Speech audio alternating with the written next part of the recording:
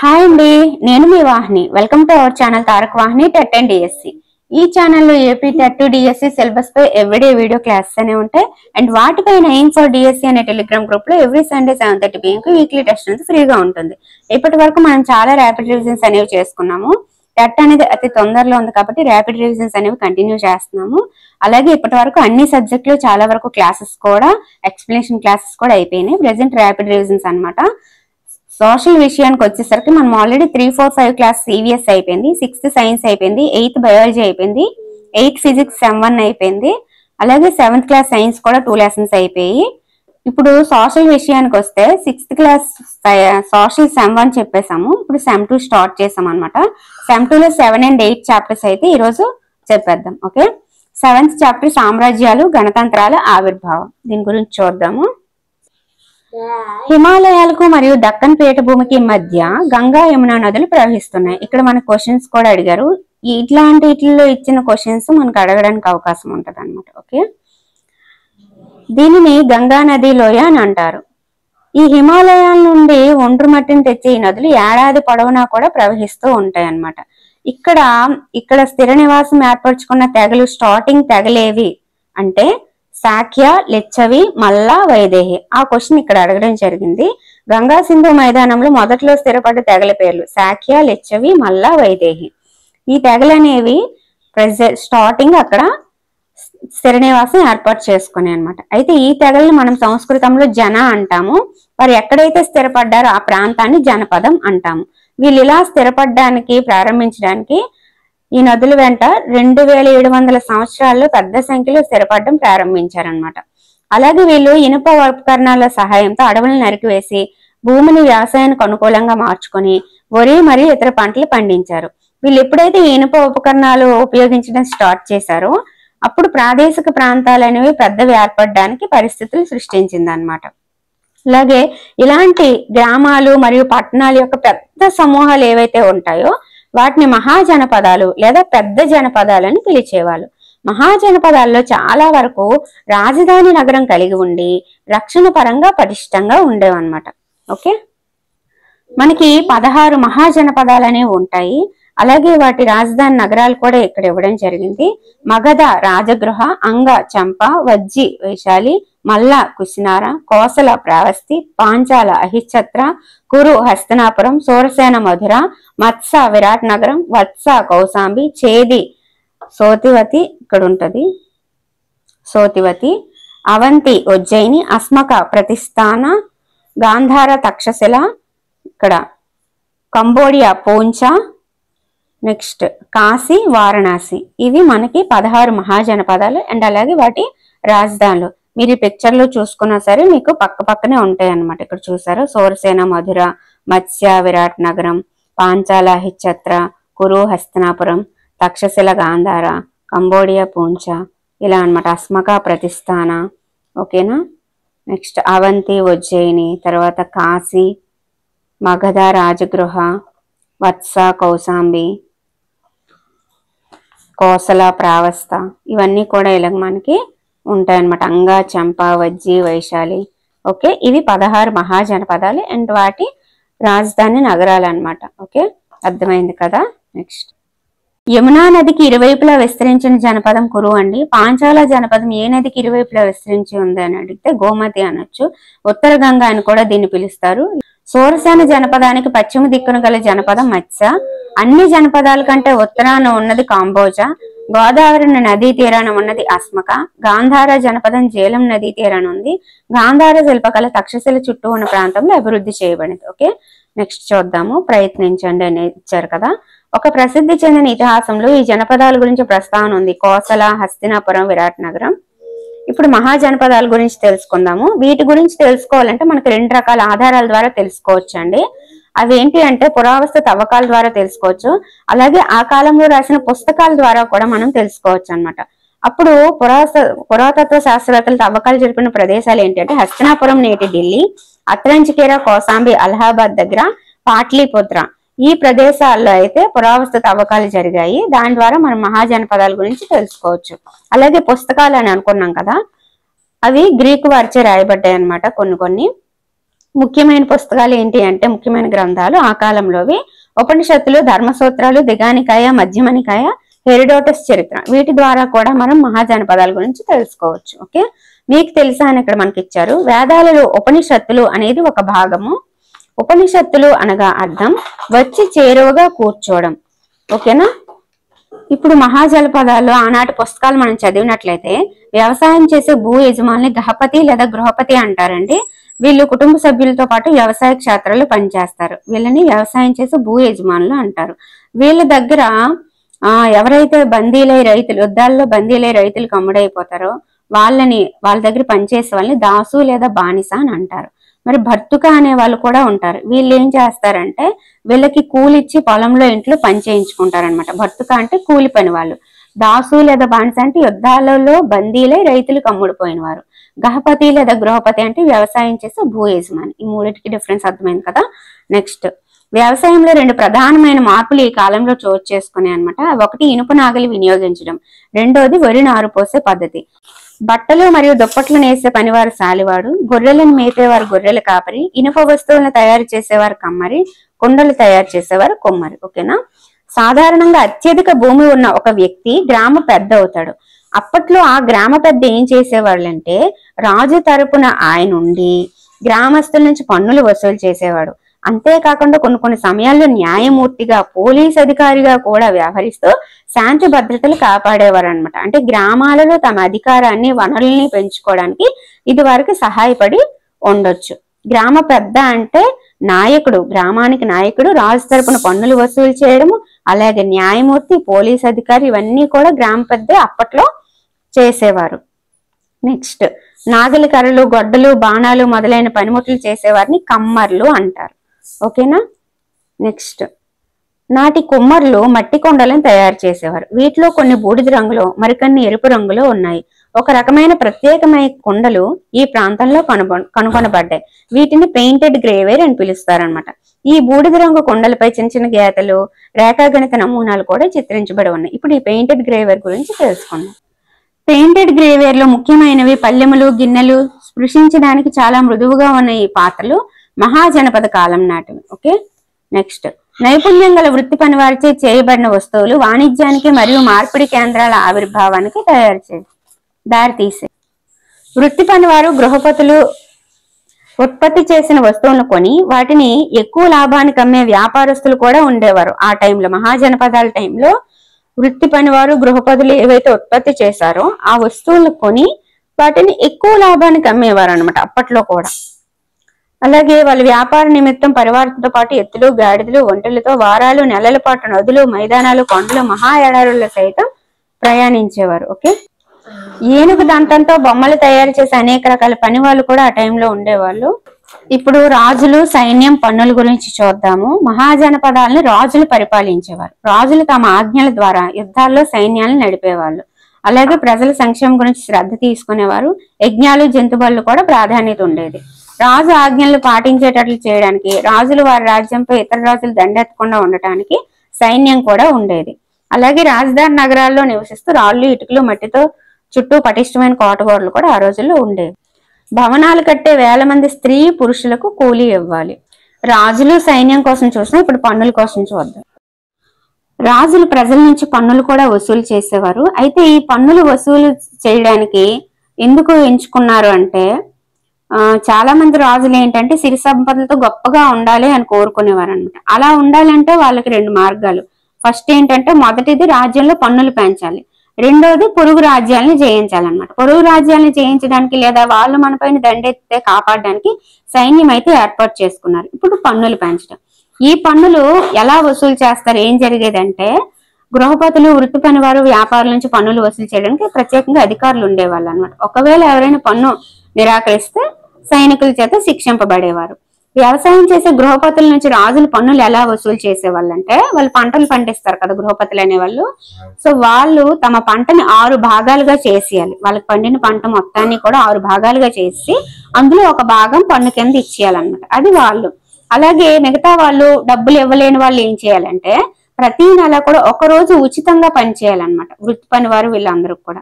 ఇంకొంతమంది ఏం చేసేవాళ్ళంటే పశువులు, గొర్రెల మందలు కాసేవాళ్ళు. జంతువుల్ని లేదా జంతు ఉత్పత్తుల్ని పన్నుగా రాజుకి చెల్లించేవారు. ఈ విధంగా ఏదో ఒక రూపంలో రాజుకి పన్ను అయితే వెళ్ళిపోతూ ఉండాలన్నమాట. కొన్ని రకాల పన్నులు నాణ్యాల రూపంలో కూడా చెల్లించేవాళ్ళు. ఇలా జరిగేదన్నమాట పన్ను వసూలు అనేది. ఇప్పుడు రాజులు, సైన్యం, పన్నులు అయిపోయింది. ఇక్కడ మనకి కొన్ని నాణ్యాలు ఇచ్చారు. మహాజనపద కాలం నాటి నాణ్యాలు అని చెప్పి ఏ ఏ ప్రాంతాల్లో ఎటువంటి నాణ్యాలు ఉండేవి అని చెప్పి మనకి ఇక్కడ ఇవ్వడం జరిగింది.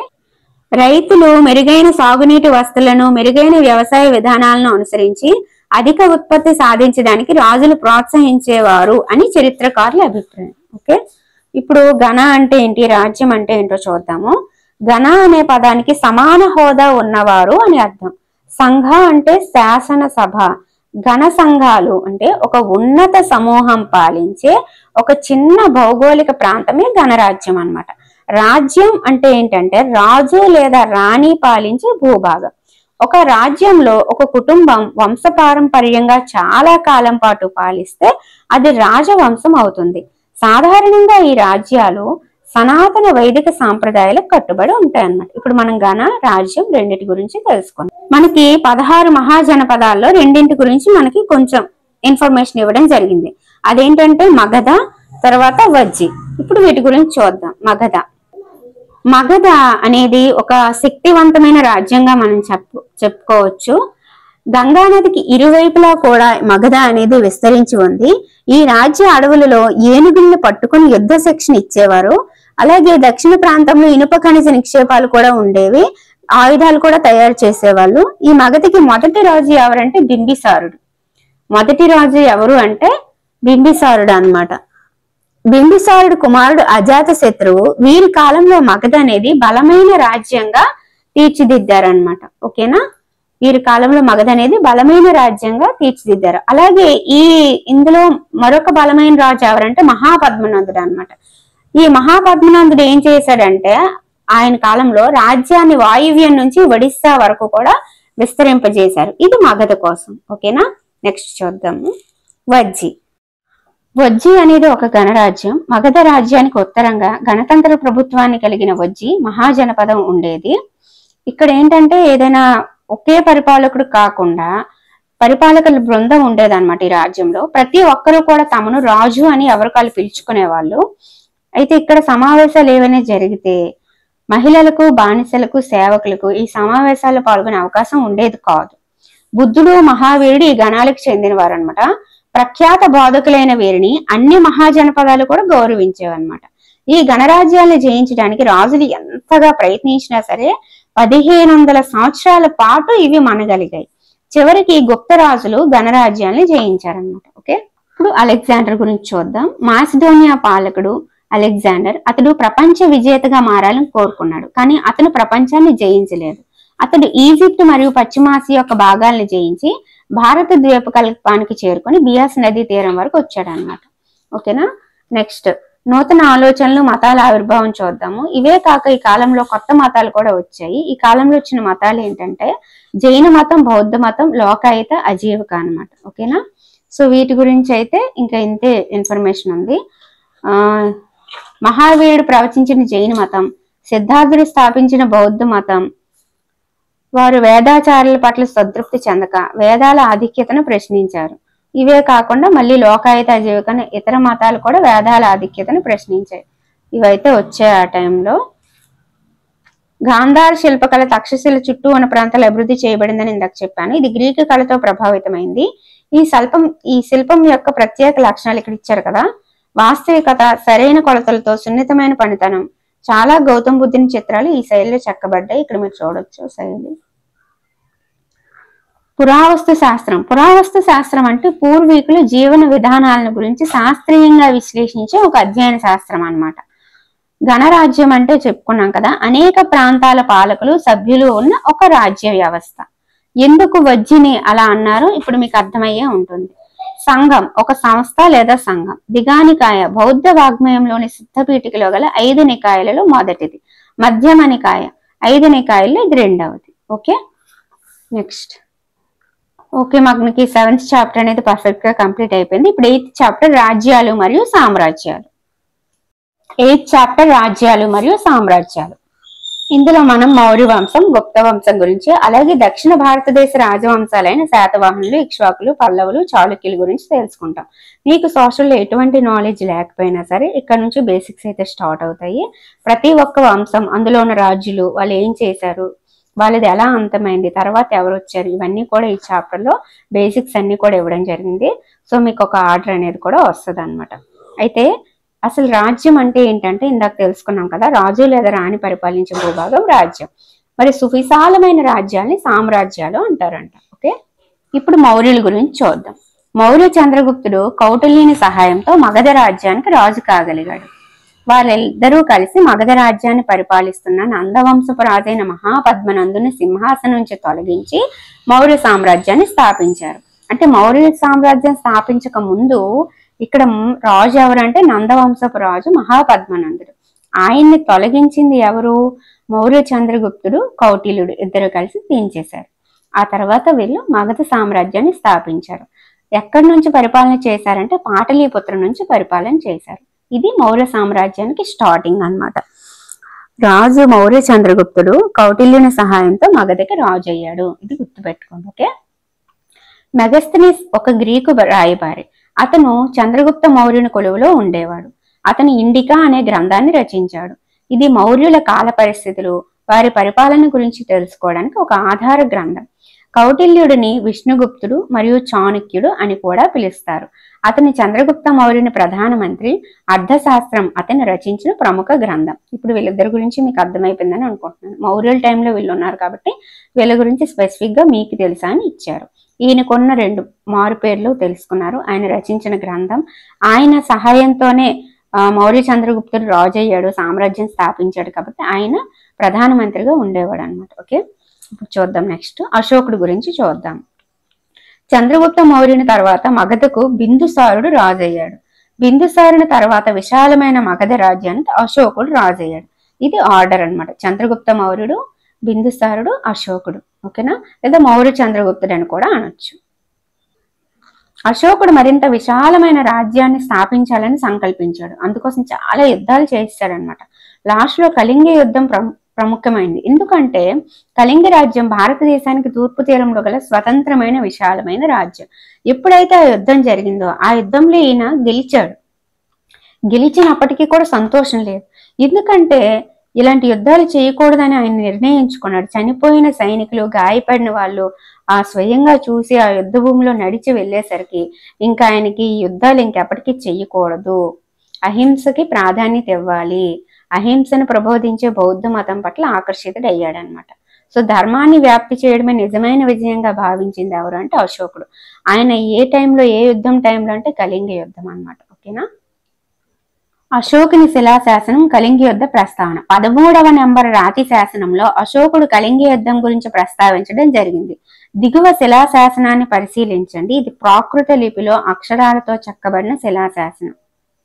ఓకేనా, ఇది ఇందులో ఏముంది అంటే ఒక స్వతంత్ర రాజ్యాన్ని జయించినప్పుడు లక్షల మంది చనిపోతారు మరియు అంతకంటే ఎక్కువ సంఖ్యలో సైనికులు బందీలుగా దొరికిపోతారు.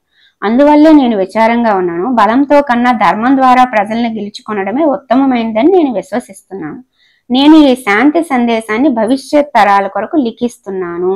దీనివల్ల నా వారసులు ఎవరు కూడా యుద్ధం గురించి ఆలోచించరు. దానికి బదులుగా వారి ధర్మాన్ని వ్యాప్తి చేయడం గురించి ఆలోచిస్తారు అని. ధర్మం అనే పదాన్ని ప్రాకృత భాషలో దమ్మము అని పిలుస్తారు. అశోకుడు ఇలాంటి చాలా శిలాశాసనాలు తన రాజ్యంలోని వివిధ ప్రాంతాల్లో చెక్కించాడు. ధర్మాన్ని ప్రజలకు తెలియజేయడమే ఈ శిలాశాసనాల ముఖ్య ఉద్దేశం. అశోకుడు శిలాశాసనాలపై చెక్కబడి ఉన్న ధర్మ సూత్రాలను నిరక్షరాస్యులకు తెలియజెప్పేందుకు ప్రత్యేక అధికారులను కూడా నియమించాడు అన్నమాట. అశోక ధర్మం యొక్క ప్రధాన సూత్రాలు ఏంటంటే జంతువుల పట్ల దయ, తల్లిదండ్రుల పట్ల విధేయత, పేదల పట్ల సానుభూతి, పెద్దలను గౌరవించడం, ఇతర మతాలను విమర్శించకూడదు, మానవ జాతి సంక్షేమాన్ని కృషి చేయాలి. ఇవి అశోక ధర్మం యొక్క ప్రధాన సూత్రాలు అన్నమాట. ఓకే, ఈ సూత్రాలు నిరక్షరాస్యులకు తెలిపేందుకు ప్రత్యేక అధికారులను నియమించడం ఈ హైలైట్ అనమాట. అంటే చదువుకోని వాళ్ళకి కూడా ఈ శిలాశాసనం గురించి తెలియాలి, ధర్మం వ్యాప్తి చేయడం తెలియాలి, యుద్ధాలు జరగకూడదు, అహింస ప్రధానం, ఇవన్నీ కూడా తెలియజేశాడు. ఇది అశోకుని కాలం నాటి ధర్మచక్రం. భారత ప్రభుత్వం అనేక వందల సంవత్సరాల తర్వాత కూడా అశోక చక్రవర్తిని గుర్తించి గౌరవిస్తున్నది.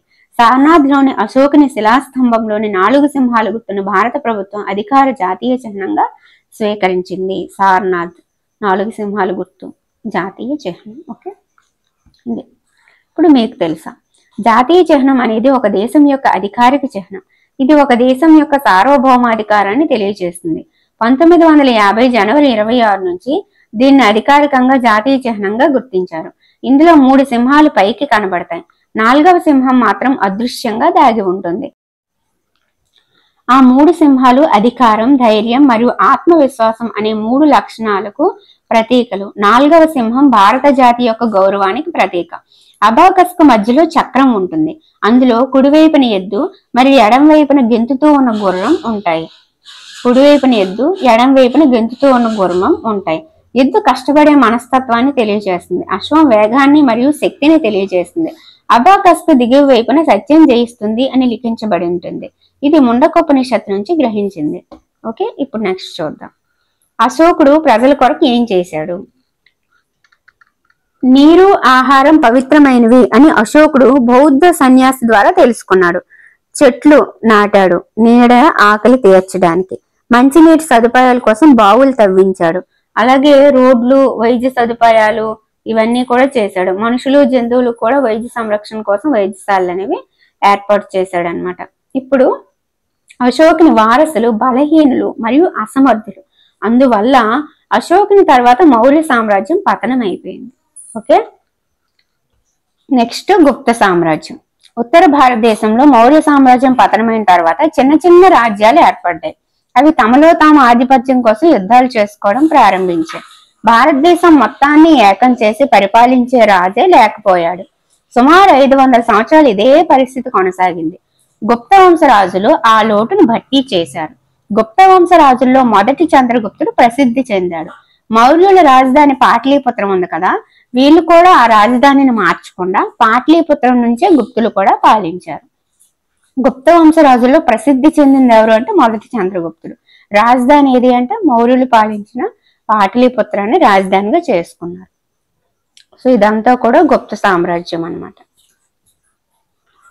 మొదటి చంద్రగుప్తుని తర్వాత సముద్రగుప్తుడు రాజు అయ్యాడు. ఇతని కాలంలో సామ్రాజ్యం ఉత్తర భారతదేశం మొత్తం కూడా విస్తరించింది అన్నమాట. సముద్రగుప్తుడు అపజయమే ఎరుగునటువంటి గొప్ప విజేత.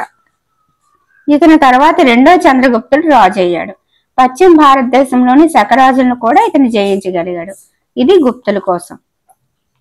సముద్రగుప్తుడు ఉత్తర భారతదేశంలోని 9 మంది ప్రముఖ రాజులను ఓడించి వారి రాజ్యాలు తమ రాజ్యంలో కలిపాడు. దక్షిణాదిన 12 మంది రాజులను ఓడించి తన ఆధీనంలోనికి తెచ్చుకున్నాడు. తమిళనాడులోని కంచి వరకు తన జైత్ర యాత్రను కొనసాగించాడు. మొత్తం చేసింది ఎవరంటే సముద్రగుప్తుడు. ఓకే, సముద్రగుప్తుడిని అందుకే అపజయం ఎరుగునటువంటి గొప్ప విజేత అంటారు. తర్వాత రెండో చంద్రగుప్తుడు. ఈయన పశ్చిమ భారతదేశంలోని శకరాజుల్ని జయించగలిగాడు.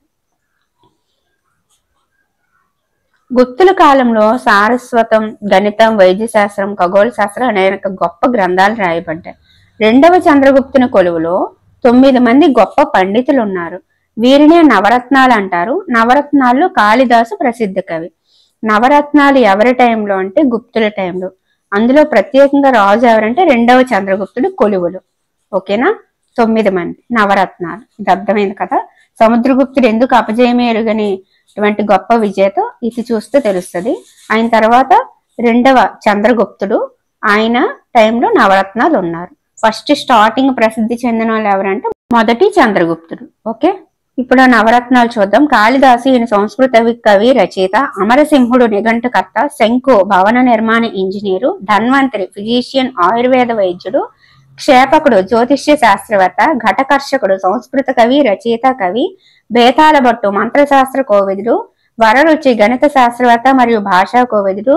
వరాహమిహిరుడు ఖగోళ శాస్త్రవేత్త. వీళ్ళు నవరత్నాలు. అద్భుతమైన రాతి గుహలకు గుప్తుల కాలం ప్రసిద్ధి. వారి కాలంలో పెయింటింగ్లకు, వాస్తుశిల్ప కళా నైపుణ్యానికి అజంతా, ఎల్లోరా గుహలు గొప్ప ఉదాహరణలు అన్నమాట. గణిత శాస్త్రంలో ఆవిష్కరణలు ఎలా ఉన్నాయి ఆ టైంలో చూద్దాము. ఆర్యభట్ట ప్రముఖ ఖగోళ గణిత శాస్త్రవేత్త. బీజ గణితాన్ని వీరి కాలంలో ఉపయోగించారు. భారతీయ శాస్త్రవేత్తలు 0 అనే భావాన్ని అభివృద్ధి చేశారు.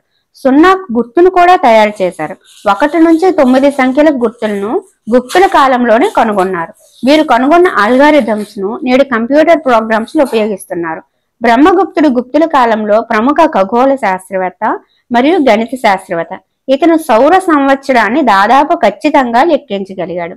సౌర సంవత్సరాన్ని దాదాపు ఖచ్చితంగా లెక్కించగలిగింది ఎవరు అంటే బ్రహ్మగుప్తుడు. Okay, solar year. మన ఆర్యభట్టు గురించి చెప్పాము. అలాగే 1 నుంచి 9 వరకు సంఖ్యలను గుప్తుల కాలంలో కనుగొన్నారు. అల్గారిథమ్స్ ఇవన్నీ కూడా ఆవిష్కరణలు. నెక్స్ట్ చూద్దాం. భారతదేశంలో మొట్టమొదటి ఉపగ్రహం పేరు ఆర్యభట్ట. 1975లో దీనిని అంతరిక్షంలోకి ప్రయోగించారు. ఇది పూర్తిగా స్వదేశీ పరిజ్ఞానంతో తయారు చేయబడింది. గణితమైంది. ఇప్పుడు వైద్య శాస్త్రం చూద్దాం. చరకుడు మరియు సుశ్రుతుడు గుప్తుల కాలంలో గొప్ప వైద్య పరిజ్ఞానం గల నిపుణులు. గాయపడిన ముక్కులకు ప్లాస్టిక్ సర్జరీ చేసిన మొట్టమొదటి భారతీయ శస్త్రచికిత్స నిపుణుడు సుశ్రుతుడు అనమాట. సుశ్రుతుడు శస్త్రచికిత్స అని గుర్తుపెట్టేసుకోండి. ఓకే, గుప్తుల కాలంలో వైద్యులు విరిగిపోయిన ఎముకలను సరిచేసే ఆపరేషన్లు కూడా చేసేవారు. ఔషధంతో కూడిన మొక్కలను వ్యాధులు నయం చేయడంలో ఉపయోగించేవారు. వ్యాధి కంటే వ్యాధికి గల మూల కారణాన్ని నిర్మూలించాలి అని అప్పట్లో వైద్యులు భావించేవారు అనమాట. చరకుడు చరక సంహిత అనే గ్రంథాన్ని రచించాడు. ఇది ఆయుర్వేదిక వైద్యానికి సంబంధించిన ప్రాథమిక గ్రంథం. ఆ కాలంలో ప్రఖ్యాత వైద్యునిగా చరకుడు పేరుగాంచినాడు. ఇప్పుడు ఖగోళ శాస్త్రంలో చూద్దాం. భూమికి సూర్యునికి మధ్య చంద్రుడు అడ్డు వచ్చినప్పుడు గ్రహణాలు ఏర్పడతాయని వీళ్ళు భావించారు. గురుత్వాకర్షణ శక్తి గురించి కూడా వీళ్ళకి తెలుసు అనమాట. ఇనుము మరియు ఉక్కుతో ఆయుధాలు తయారు చేసేవారు. ఆధునిక బంగారు నాణాలను పోలి ఉండే వాటిని కూడా వీళ్ళు ముద్రించడం జరిగింది. దీన్ని బట్టి వీళ్ళకి లోహ శాస్త్ర పరిజ్ఞానం కూడా ఉంది అని తెలుస్తుంది. శాస్త్ర విజ్ఞానం, జ్యోతిష్య శాస్త్రం, గణితం, సాహిత్య రంగాల్లో గుప్తుల కాలంలో అనేక కొత్త విషయాలు కనుగొనడం జరిగింది.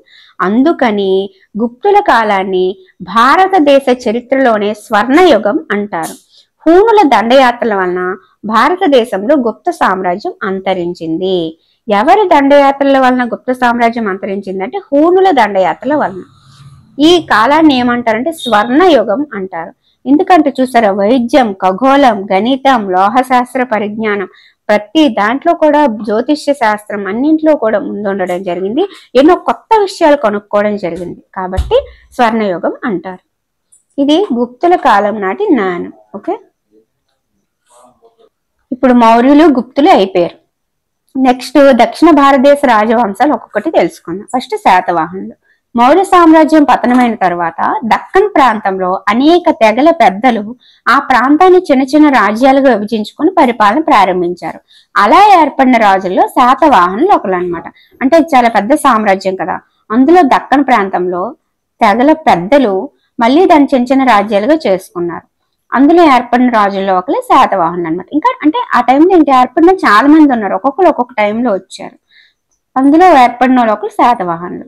శాతవాహనులు నర్మదా నది నుంచి కృష్ణా గోదావరి పరివాహక ప్రాంతం వరకు పెద్ద రాజ్యాన్ని ఏర్పాటు చేసుకోగలిగారు.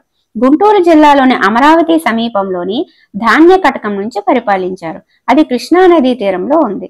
మీకు అడిగితే బిట్ ఎలా అడుగుతారంటే శాతవాహనులు ఎక్కడి నుంచి పరిపాలించారని అడిగితే ధాన్య కటకం అని గుర్తుపెట్టుకోండి. అది కృష్ణా నదీ తీరంలో గుంటూరు జిల్లా అమరావతి సమీపంలో ఉంది. ఓకేనా, నర్మదా నది నుంచి కృష్ణా గోదావరి వరకు వీళ్ళు పెద్ద రాజ్యాన్ని ఏర్పాటు చేసుకున్నారు అని గుర్తుపెట్టుకోవచ్చు.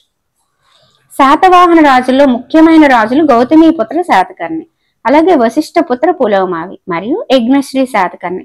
అంటే శాతవాహన రాజుల్లో మనకి టెక్స్ట్ బుక్ లో ఇచ్చిన 3 నేమ్స్ ఏంటి, గొప్ప వాళ్ళు ఎవరు అంటే గౌతమిపుత్ర శాతకర్ణి, వశిష్ఠపుత్ర పులోమావి మరియు యజ్ఞశ్రీ శాతకర్ణి.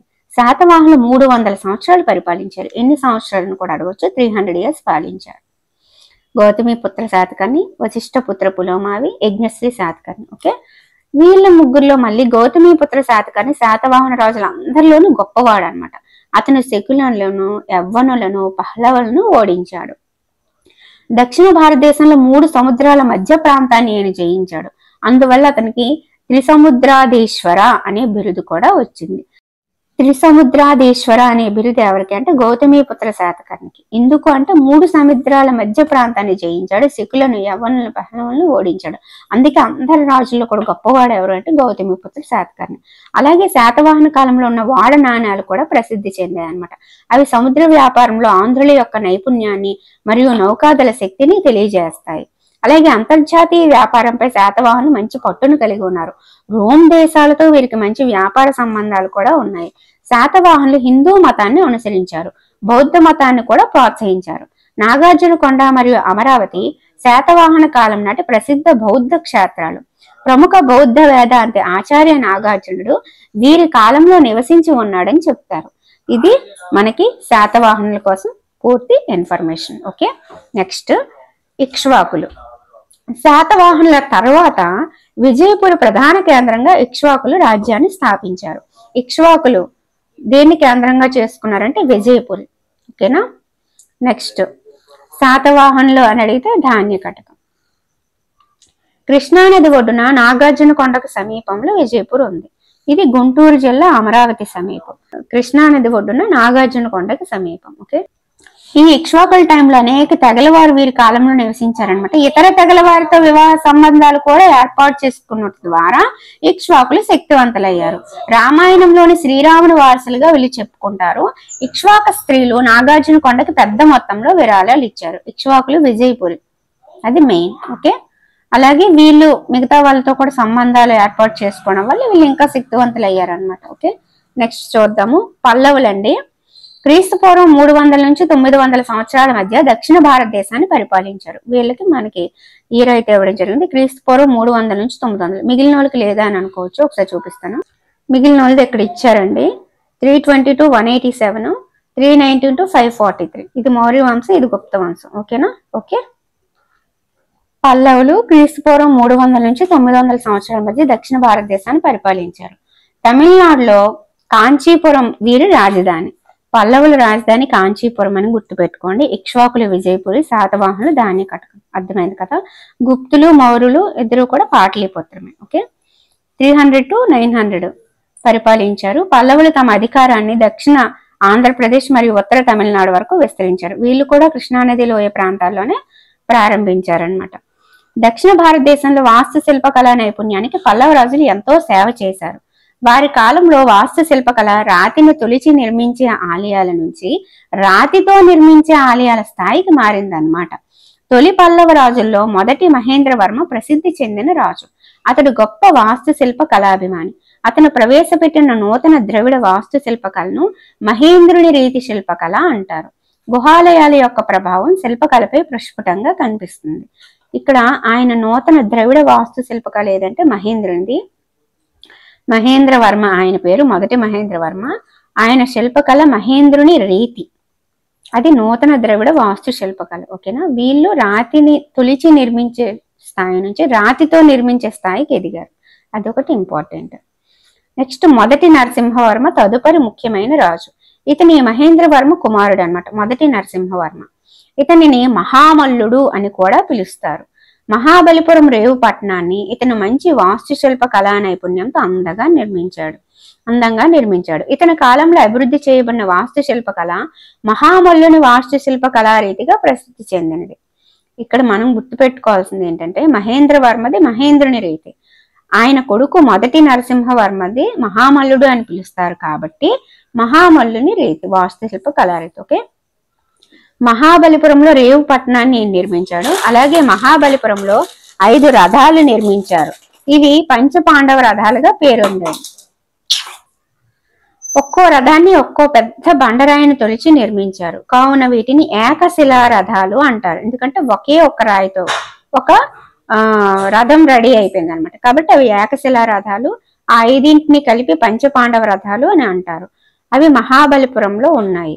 అలాగే మహాబలిపురంలో రేవు పట్టణాన్ని కూడా మహామల్లుని వాస్తుశిల్ప కళారీతితో మొదటి నరసింహవర్మ నిర్మించడం జరిగింది. ఇది మనకి పల్లవుల గురించి అర్థమైందా. ఇక్కడ మనం నెక్స్ట్ చూడొచ్చు మహేంద్రుని వాస్తుశిల్ప కళారీతి. ఇది ఎవరిది? మొదటి మహేంద్రవర్మది. ఆయన కుమారుడు ఎవరు? మొదటి నరసింహవర్మ. మహామల్లుడు అని పిలుస్తారు. మహామల్లుని వాస్తుశిల్ప కళారీతి రాతిని తొలచి నిర్మించిన ఆలయాలు, ఏకశిలా నిర్మాణాలు, పంచపాండవ రథాలు. ఓకేనా. నెక్స్ట్ చూద్దామా. నెక్స్ట్ 2వ నరసింహవర్మ దేవాలయాలు నిర్మించుటపై ప్రత్యేక శ్రద్ధ కనబరిచాడు. అతడు రాజసింహుడు అని పేరుతో కూడా ప్రసిద్ధి చెందాడు. అతని కాలంలో నూతన వాస్తుశిల్ప కళారీతి అభివృద్ధి చెందింది. దేవాలయాలు మెత్తన మట్టి రాయితో నిర్మించడం జరిగింది. దీనిని రాజసింహుని వాస్తుశిల్ప కళారీతి అంటారు. కాంచీపురంలోని ప్రసిద్ధ కైలాసనాథ దేవాలయం రాజసింహుని వాస్తుశిల్ప కళారీతికి చక్కటి ఉదాహరణ. నెక్స్ట్ వచ్చిన రాజు ఎవరంటే రెండవ నరసింహవర్మ. ఈయన ఇంకొక పేరు రాజసింహుడు. ఆయనది రాజసింహుని వాస్తుశిల్ప కళారీతి. అది మెత్తని మట్టి రాయితో నిర్మించే రీతి అనమాట. కాంచీపురంలోని ప్రసిద్ధ కైలాసనాథ దేవాలయం ఈ రీతిలోనే అభివృద్ధి చెందింది. ఇప్పుడు మీకు అర్థమైంది కదా. మనకి ఎక్కువగా కన్ఫ్యూజ్ అయ్యేది పల్లవుల్లోనే. శాతవాహనులు ఇక్ష్వాకులు అంత కన్ఫ్యూజన్ ఉండదు. పల్లవుల్లో ఏంటంటే ఒక్కొక్కరికి డిఫరెంట్ నేమ్స్, అది కన్ఫ్యూజన్ అనమాట. మహేంద్రవర్మ మహేంద్రుని రీతి, మొదటి నరసింహవర్మ మహాబలిపురం, పంచపాండవ రథాలు మహామల్లుని రీతి. తర్వాత రాజసింహుడు, ఈయనని రెండవ నరసింహవర్మ అని అంటారు. ఈయనకి రాజసింహుడు అనే పేరుంది. ఆ రాజసింహుని వాస్తుశిల్ప కళారీతి ఏంటంటే మట్టి రాయితోని, మెత్తటి మట్టి రాయితోని నిర్మిస్తారు. అది కాంచీపురంలోని కైలాసనాథ్ దేవాలయం ఆ స్టైల్లో నిర్మించబడింది. అదనమాట. ఇప్పుడు ఇంతటితో మనకి పల్లవులు అయితే కంప్లీట్ అయిపోయింది. ఓకేనా. కాంచీపురం తమిళనాడులోని కాంచీపురం రాజధాని అని మర్చిపోవద్దు. ఇప్పుడు నెక్స్ట్ చాళుక్యులు చూద్దాం. దక్షిణ మరియు మధ్య భారతదేశంలో ఎక్కువ భాగాలను క్రీస్తుపూర్వం 600 నుంచి 1200 మధ్య చాళుక్య రాజులు పరిపాలించారు. వాళ్ళు 300 to 900 పల్లవులు, వీళ్ళు 600 to 1200. ఓకేనా. తొలి చాళుక్య రాజుల్లో ఒకరైన మొదట పులకేసి కర్ణాటకలోని బాదామిని రాజధానిగా చేసుకుని పరిపాలించాడు. తొలి చాళుక్య రాజుల్లో ఒకరైన మొదటి పులకేసి కర్ణాటకలోని బాదామిని రాజధానిగా చేసుకుని పాలించారు. రెండవ పులకేసి మరొక ప్రసిద్ధి చెందిన చాళుక్య రాజు. ఈయన నర్మదా నది ఒడ్డున జరిగిన యుద్ధంలో హర్షవర్ధనుడు అనే చక్రవర్తిని అతను ఓడించాడు. ఈ విజయాన్ని కర్ణాటకలోని బాగల్కోట్ జిల్లాలోని ఐహోల్ శిలాశాసనంలో పేర్కొనబడింది. రెండవ పులకేసి కొలువులో ఉన్న రవికీర్తి ఐహోల్ శాసనాన్ని తయారు చేశాడు. మనకి ఐహోల్ శాసనం అనేది ఇంపార్టెంట్. ఈ ఐహోల్ శాసనాన్ని తయారు చేసింది రవికీర్తి. ఈ ఐహోల్ శాసనం ఎక్కడుందంటే కర్ణాటకలోని బాగల్కోట్ జిల్లాలో. అసలు ఈ శాసనం ఎందుకు వచ్చింది అంటే హర్షవర్ధనుడు అనే చక్రవర్తిని మన రెండవ పులకేసి ఓడించినందుకు వచ్చింది. ఎక్కడ ఓడించాడంటే నర్మదా నది ఒడ్డున. ఈ రెండవ పులకేసి ఎవరు అంటే చాళుక్యుల్లోన ప్రసిద్ధి చెందిన చాళుక్య రాజు. ఇది ఇంపార్టెంట్. ఫస్ట్ రాజు ఎవరు అంటే మొదటి పులకేసి. ఆయన కర్ణాటకలోని బాదామిని రాజధానిగా చేసుకొని పరిపాలించారు. ఎప్పటి నుంచి ఎప్పటి వరకు అంటే 600 to 1200. అది చాళుక్యులు కూడా వాస్తుశిల్ప కళకి ఎంతో సేవ చేశారు. వారి కాలంలో వెసారా అనే నూతన వాస్తుశిల్ప కళారీతి అభివృద్ధి చెందింది. దక్షిణ భారతదేశంలోని ద్రవిడ, ఉత్తర భారతదేశంలోని నగార, ఈ రెండు వాస్తుశిల్ప కళారీతుల్ని కలిపిస్తే వెసారా వచ్చేసింది. దక్షిణ ద్రవిడ, ఉత్తర నగార కలిపితే వెసారా. అది చాళుక్యుల్లో ప్రసిద్ధి పొందిందనమాట. పల్లవ రాజైన మొదటి మహేంద్రవర్మను రెండవ పులకేసి యుద్ధంలో ఓడించి కావేరి నదిని దాటి వెళ్ళాడు. చోళ, చేర, పాండ్య రాజులతో చాళుక్యులకు మంచి సంబంధాలు నెలకొల్పారు. ఆ రాజుల గురించి తర్వాత తరగతుల్లో తెలుసుకుందామని ఇక్కడతో ఇది ఇచ్చాడు. మనకి రెండవ పులకేసి హర్షవర్ధుడిని ఓడించాడు. బాగల్కోట్ జిల్లాలో ఐహోల్ శిలాశాసనం వచ్చింది. మరి మొదటి మహేంద్రవర్మని కూడా రెండవ పులకేసి ఓడించడం జరిగింది. కావేరి నది దాటి వెళ్ళాడు. చోళ, చేర, పాండ్య రాజులతో చాళుక్యులకి మంచి స్నేహ సంబంధాలు ఉన్నాయి. ఇది ఇంపార్టెంట్. అయిపోయింది కదా. నెక్స్ట్ ఇక్కడ చూద్దాము. కర్ణాటకలోని బాగల్కోట్ జిల్లాలో ఒక చిన్న గ్రామం పట్టడగల్. ఈ గ్రామంలో 10 దేవాలయాలు ఉన్నాయి. పట్టడగల్లో 10 దేవాలయాలు. అందులో 4 దేవాలయాలు నగర నిర్మాణ శైలిలో, అంటే ఇది ఉత్తర శైలి. మరొక 4 దేవాలయాలు ద్రవిడ నిర్మాణ శైలిలో ఉన్నాయి. విరూపాక్ష దేవాలయం మరియు సంగమేశ్వర ఆలయం ద్రవిడ నిర్మాణ శైలిలో ఉండగా పాపనాథ ఆలయం నగార నిర్మాణ శైలిలో ఉంది. పట్టడగల్లో 10 ఆలయాలు, 4 నగరం, 4 ద్రవిడ. మిగతావి విరూపాక్ష దేవాలయం, సంగమేశ్వర ఆలయం ద్రవిడలో ఉంటే పాపనాథ ఆలయం నగారాలో ఉంది. ఓకేనా. అయిపోయిందా. 10 కోసం చూస్తే మనకి 7 and 8 చాప్టర్స్ కంప్లీట్ అయిపోయినట్టేని.